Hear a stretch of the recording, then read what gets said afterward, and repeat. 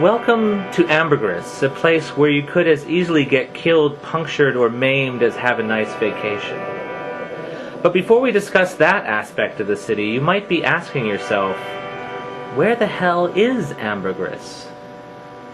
Could it be near Detroit or Beirut, or somewhere else you can get to by plane, train, or car? Some readers of the Ambergris Chronicles have suggested more exotic locales. A few have even suggested that Ambergris exists, quote, in our hearts and souls, a rather nauseating proposition, and untrue. The fact is, cartographers are rather severely dealt with in Ambergris, the result being that we don't have any good maps. In fact, the best map we have is this one, which doesn't tell you much. Now, Ambergris is inside of a whale if you want to be literal, but that doesn't help much either, does it? No, I didn't think so. Maybe this will help a little more, not much, but a little.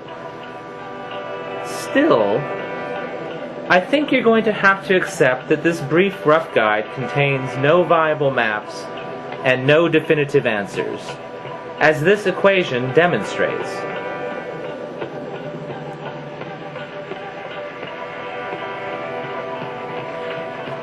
Perhaps discussing the mysterious underground inhabitants of the city will help, however. First, what they are not. They are not half human, half gnome.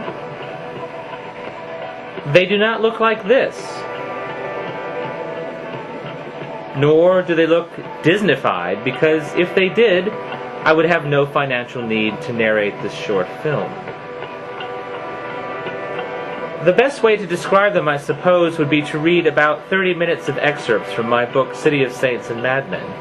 That would do the trick nicely, but luckily for you, we don't have the time. Perhaps it is enough to say that a very long time ago, the whaling Captain Manzikert murdered all greycaps he could find above ground and razed their city, building Ambergris in its stead. Driven underground, the greycaps now venture above, only to disrupt tourism and scare the crap out of the locals. Some believe, however, that the greycaps have already reclaimed the city, using spores and fruiting bodies to control the minds of the human inhabitants, forcing them to their will. But that's just crazy, right? Especially in light of the unsophisticated nature of greycap poetry.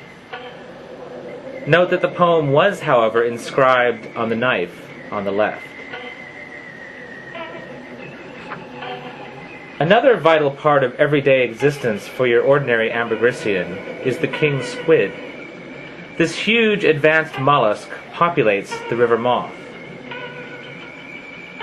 The king squid is radically different from squid in our reality. In Ambergris, it not only provides a source of meat, byproducts, and danger for fisherfolk and land dwellers alike, it is the catalyst for a festival. In fact, the danger comes mostly during the festival and is mainly provided, it must be admitted, by the greycaps, not the occasional squid that lurches its way out of the water by a stupendous act of will. Except, of course, when drunk men in bird masks play with fireworks too close to the water's edge. Then all bets are off. The king squid is very territorial. And arguably very intelligent.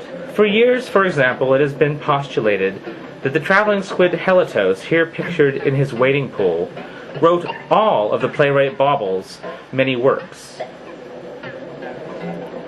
Furness and Leapin, two squidologists, even detailed the intricacies of squid communication before their fatal aquatic accident.